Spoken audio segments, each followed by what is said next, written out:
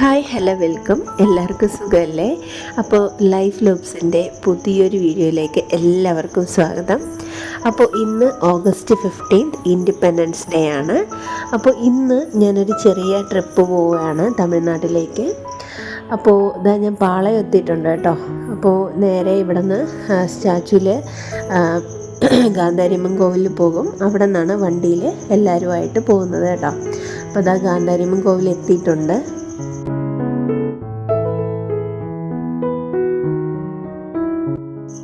ഇവിടെ എല്ലാവരും എന്താ പൂവൊക്കെ വെച്ച് റെഡിയായി നിൽപ്പുണ്ട്. അച്ഛനും ഐശ്വനും എനിക്കുമൊക്കെ ഉള്ള പൂവാണ് അവിടെ കയ്യിലിരിക്കുന്നത്. അപ്പോൾ ചേച്ചിയുടെ മോളാണത്. പഴയ വീഡിയോസിലൊക്കെ അവളെ കണ്ടു കാണും. അപ്പോൾ അവൾ മക്കൾക്ക് രണ്ടുപേർക്കും പൂവൊക്കെ വെച്ച് കൊടുക്കുന്നുണ്ട്. എന്നിട്ട് ഞങ്ങൾ ബസ് വരാനായിട്ട് കാത്തു നിൽക്കുകയാണ്. അപ്പോൾ പോകുന്നത് അവ്വയാറമ്മൻ ടെമ്പിൾ, തമിഴ്നാടാണ്.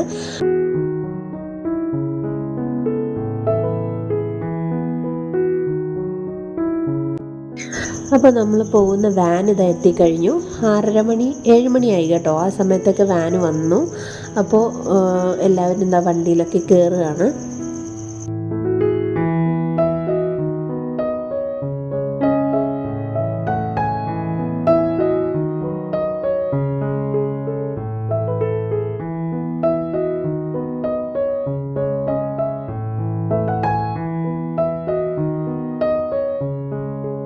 അപ്പോൾ സ്റ്റാച്യൂവിൽ നിന്ന് ഞങ്ങൾ കുറച്ച് പേരൊക്കെ വണ്ടിയിൽ കയറി.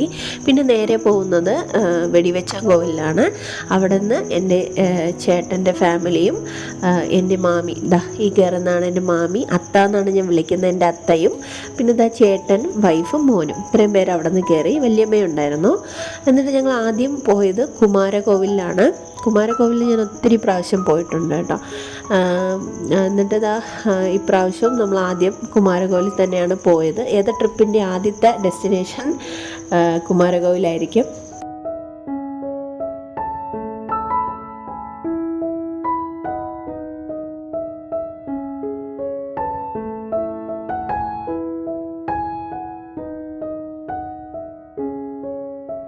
അപ്പോൾ ഈ കുമാരകോവിലിൻ്റെ ഒറിജിനൽ നെയിം എന്ന് പറയുന്നത് ശ്രീ വേളിമല മുരുകസ്വാമി ക്ഷേത്രം എന്നാണ്. ശരിക്കും നമ്മളെപ്പോഴും കുമാരകോവിൽ എന്നാണ് പറഞ്ഞുകൊണ്ടിരിക്കുന്നത്. ശരിക്കും ഇതാണ് അതിൻ്റെ ഒറിജിനൽ നെയിം കേട്ടോ. അപ്പോൾ ഞങ്ങളെല്ലാവരും ഇങ്ങനെ കയറുകയാണ്. കണ്ടില്ലേ, ആച്ചു മുകളിലും താഴെയായിട്ട് ഇങ്ങനെ ഓടി നടക്കുകയാണ്. ആച്ചുവിന് എപ്പോഴും ഓട്ടം മാത്രമേ ഉള്ളൂ. എവിടെ പോകണമെങ്കിൽ ഇങ്ങനെ ഓടി നടക്കുള്ളൂ. അങ്ങനെ അപ്പോൾ നമ്മൾ അമ്പലത്തിൻ്റെ ഉള്ളിലേക്ക് കയറി. പക്ഷേ നമ്മൾ തമിഴ്നാട്ടിൽ വരുമ്പോൾ കാണുന്ന സീനറീസ് ഒരു രക്ഷയില്ല കേട്ടോ. ഇവിടുത്തെ മലകളാണ് ഇവിടുത്തെ മെയിൻ അട്രാക്ഷൻ. പാറക്കെട്ടുകൾ, അതാണ് ഇവിടുത്തെ അട്രാക്ഷൻ. പിന്നെ അമ്പലത്തിൽ നമ്മൾ ആക്ച്വലി ബാക്ക് സൈഡിൽ കൂടെയാണ് കയറിയത് കേട്ടോ. ടെമ്പിളിൻ്റെ ഫ്രണ്ടിലൂടെ അല്ല. നമുക്ക് പാർക്ക് ചെയ്യാൻ പറ്റാത്തത് കാരണം ബാക്ക് സൈഡിൽ കൂടെയാണ് കയറേണ്ടി വന്നത്. അപ്പോൾ നമ്മൾ കയറി അകത്തൊക്കെ തൊഴുതു. എന്നിട്ട് പ്രസാദം കൊടുക്കുന്ന ഈ ഒരു സ്ഥലത്ത് വന്നു. അകത്ത് തൊഴുതിറങ്ങിയപ്പോഴത്തേക്കും ഭയങ്കര നെയ്യിലുണ്ടാക്കുന്ന ഉണ്ണിയപ്പത്തിൻ്റെ മണമാണ് അടിച്ചത് കേട്ടോ. പക്ഷേ നമ്മൾ ഇവിടെ നിന്ന് ഈ കൗണ്ടറിൽ നിന്ന് വാങ്ങിച്ച നെയ്യപ്പം അല്ല, ഉണ്ണിയപ്പം, അത് കഴിച്ചപ്പോഴത്തേക്ക് അത്ര നെയ്യുടെ സ്വാദമൊന്നും വന്നില്ല കേട്ടോ. അകത്തെ മണം എന്ന് പറഞ്ഞൊരു രക്ഷയില്ലാത്ത മണമായിരുന്നു. പിന്നെ ഞങ്ങൾ പ്രദക്ഷിണം ചെയ്തു, തൊഴുതു. കണ്ടില്ലേ ആച്ചു അതുവഴി ഓടുന്നത്. ആച്ചുവിന് ഇത് തന്നെയാണ് പരിപാടി. ഓടിപ്പോകുന്ന കണ്ടില്ലേ, ഇത് തന്നെയാണ് ഏത് സമയവും ഓട്ടമാണ് അവള്.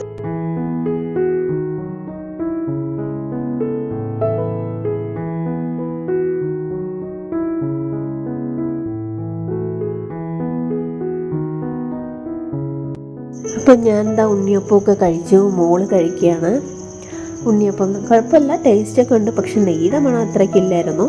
പിന്നെ ഞങ്ങളിതാ ഈ കോലപ്പൊടി വാങ്ങിക്കാനായിട്ട് വന്നു. ഇതുപോലെയുള്ള കോലമൊക്കെ നമുക്ക് പുറത്ത് മുറ്റത്തിടാമല്ലോ. അപ്പോൾ അതൊക്കെ വാങ്ങി. ഇവിടെ ഇച്ചിരി വിലക്കുറവാണ് കോലപ്പൊടിക്കൊക്കെ.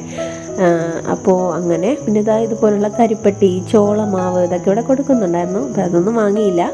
തിരിച്ച് നമ്മൾ വണ്ടിയിലേക്ക് കയറി. ഐഷു ഭയങ്കര ഡാൻസാണ് വണ്ടിയിലിരുന്നിട്ട്.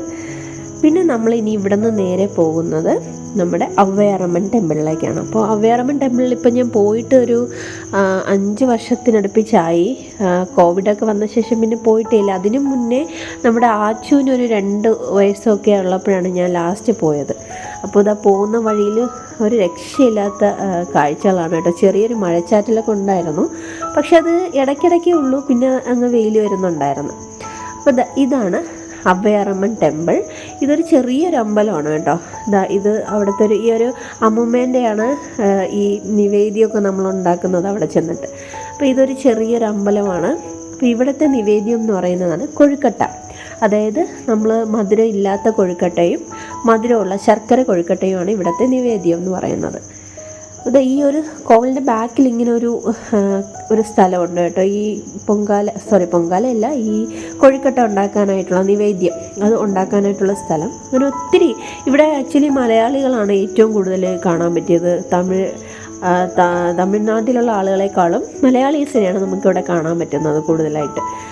അപ്പോൾ എല്ലാവരും കൊഴുക്കട്ട ഉണ്ടാക്കുന്ന തിരക്കിലാണ്. അപ്പോൾ നമ്മളും കൊഴുക്കട്ട ഉണ്ടാക്കാനായിട്ട് തുടങ്ങിയിട്ടുണ്ട്. ആദ്യം വെള്ളം തിളപ്പിക്കാനായിട്ട് വെച്ചു, ഈ മാവ് മിക്സ് ചെയ്യാനായിട്ട്. അപ്പം നമ്മൾ വറുത്ത് പൊടിച്ച അരിമാവ് കൊണ്ടുവന്നിട്ടുണ്ടായിരുന്നു, അതിനകത്തേക്ക് തേങ്ങയും കൂടെ ചേർത്തു. എന്നിട്ട് നല്ല ചൂടുവെള്ളം ഒഴിച്ചത് മിക്സ് ചെയ്യണം. അപ്പോൾ പച്ചവെള്ളം ഒഴിച്ചത് നല്ല ഹാർഡായി പോകും കേട്ടോ. അപ്പോൾ ചൂടുവെള്ളം തന്നെ ഒഴിച്ച് നന്നായിട്ട് ഇങ്ങനെ ഒരു ഓവൽ ഷേപ്പിലാണ് ഇതുണ്ടാക്കേണ്ടത്. ഇതിനകത്ത് ഉപ്പ് ചേർക്കില്ല, വെള്ള കൊഴുക്കട്ടയിൽ ഉപ്പ് ചേർക്കാതെയാണ് ദേവിക്ക് ഉണ്ടാക്കേണ്ടത്. അപ്പോൾ കണ്ടില്ലേ, ഇതുപോലെ ഈ ഒരു ഷേപ്പിൽ, ഓവൽ ഷേപ്പിൽ നമ്മളിതിനെല്ലാം മൊത്തം ഉരുട്ടിയെടുത്തു. എന്നിട്ടിത് തിളച്ച വെള്ളത്തിലേക്കിട്ട് വേവിക്കുകയാണ്. അപ്പോൾ ഇവിടെ നമ്മൾ ആവിയിലല്ല ഉണ്ടാക്കുന്നത്, വെള്ളത്തിലേക്കിട്ട് തിളപ്പിച്ചിട്ടാണിത് ഉണ്ടാക്കിയെടുക്കുന്നത്.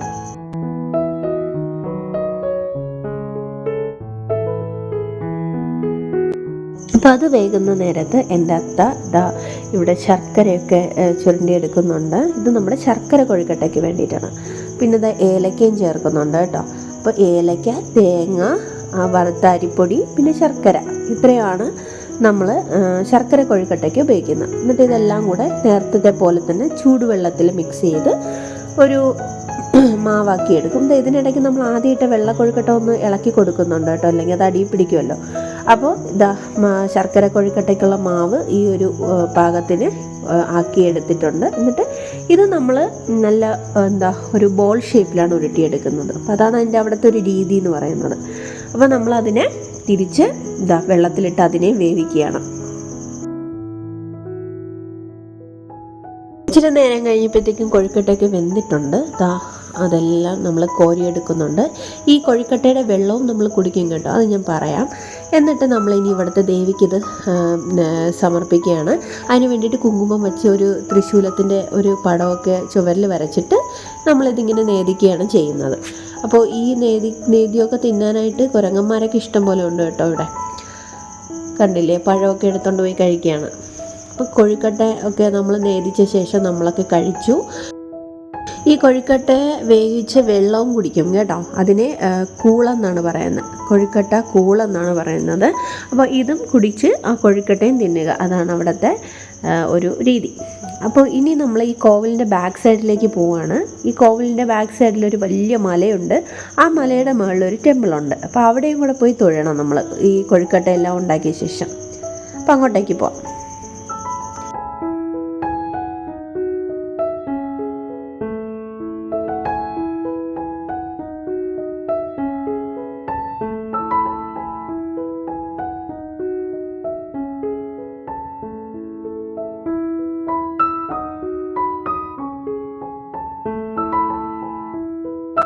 അപ്പോൾ ഈ സ്റ്റെപ്പൊക്കെ കയറി വന്നു കഴിയുമ്പോൾ നമുക്കിവിടെ ഒരു മുരുകൻ്റെ ടെമ്പിൾ തന്നെയാണ് ഇതിൻ്റെ മുകളിലുള്ളത് കേട്ടോ. അപ്പോൾ ഈ ഒരു ടെമ്പിളിൻ്റെ അകത്ത് കയറി തൊഴാം. ഇവിടെയും ഈ സീനറി എന്ന് പറഞ്ഞാൽ ഭയങ്കര നല്ല സുഖമുള്ളൊരു കാഴ്ചയാണ് കേട്ടോ. അവിടെ കയറി നമ്മൾ അവിടെ ചെന്ന് നിന്നാൽ മാത്രമേ ആ ഫീല് മനസ്സിലാവുള്ളൂ. പക്ഷേ നമ്മൾ എത്ര വെയിലാണെങ്കിലും അവിടെ ചെന്ന് നിൽക്കുമ്പോൾ വല്ലാത്തൊരു തണുത്ത ഒരു ഫീലിംഗ് ആണ് കേട്ടോ. തണുപ്പാണ് നമുക്ക് അനുഭവപ്പെടുന്നത്. അപ്പോൾ അതിനകത്തുള്ള അമ്പലത്തിലേക്കൊക്കെ നമ്മൾ കയറി അവിടെയൊക്കെ തൊഴുതു. പിന്നെ ഇതിന് ഉള്ളിലോട്ട് കണ്ടില്ലേ, ഇതുപോലെ പശുക്കളുടെ ഒരു തൊഴുത്തുണ്ട്. പിന്നെ ഇതിനകത്ത് ഒരുപാട് വിഗ്രഹങ്ങളുണ്ട്. ശിവൻ്റെതുണ്ട്, നാഗരൻ്റെതുണ്ട്, അങ്ങനെ ഒത്തിരി പ്രതിഷ്ഠകളുണ്ട്. ഇതൊക്കെ നമ്മൾ തൊഴുതിട്ട് തിരിച്ച് നമ്മൾ താഴേക്ക് ഇറങ്ങും. അപ്പോൾ ഇവിടെ നിന്ന് നമ്മളിനി നേരെ പോകുന്ന വഴിക്ക് തന്നെയാണ് മുപ്പന്തൽ എന്ന് പറഞ്ഞിട്ടൊരു ദേവീ ക്ഷേത്രം ഉള്ളത്. ഇത് തമിഴ്നാട്ടിലുള്ള ഒരു ക്ഷേത്രമാണ് കേട്ടോ, പ്രസിദ്ധമായിട്ടുള്ളൊരു ക്ഷേത്രം തന്നെയാണ്. അപ്പോൾ അവിടേക്കാണ് അടുത്തതായിട്ട് പോയത്.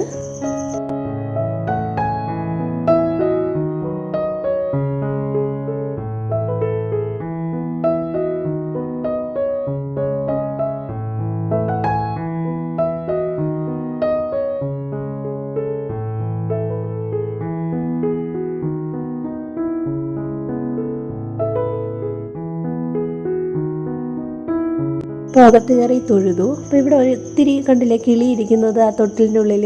ഈ തൊട്ടിലുകൾ ഇവിടുത്തെ നേർച്ചയായിട്ട് അവർ വയ്ക്കുന്നതാണ് കേട്ടോ. ഇത് പുറത്തൊരു കടയിലിരുന്ന തൊട്ടിലിൻ്റെ ഉള്ളിൽ ഇരുന്നതാണ് ഈ പക്ഷികൾ കേട്ടോ. അപ്പോൾ ഈ തൊട്ടിലെന്ന് പറയുന്നത് കുഞ്ഞുങ്ങളുണ്ടാകാൻ വേണ്ടിയിട്ട് ആൾക്കാർ വന്ന് നേർച്ചയായിട്ട് കെട്ടുന്നതാണ്.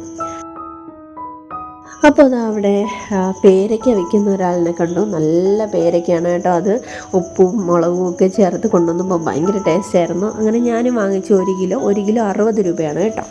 പിന്നെ അവിടെ നിന്ന് നേരെ ഞങ്ങൾ നാഗരമ്മൻ കോവിലിലേക്കാണ് വന്നത്. അപ്പോൾ ഇവിടെ വന്നപ്പോഴത്തേക്കും നട തുറന്നിട്ടില്ലായിരുന്നു. നമ്മളൊരു 5 മണിക്ക് മുന്നേ എത്തി. അപ്പോൾ പിന്നെ 4:30 എത്തി. 5 മണിക്കാണ് അമ്പലം തുറക്കുന്നത്. പിന്നെ അവിടെ വെയിറ്റ് ചെയ്തു കുറച്ച് നേരം. അപ്പോൾ ഇവിടെ എന്തോ പണിയൊക്കെ നടക്കുകയാണ്, അതുകൊണ്ട് തന്നെ വലിയ തിരക്കും കാര്യങ്ങളൊന്നും ഇല്ലായിരുന്നു.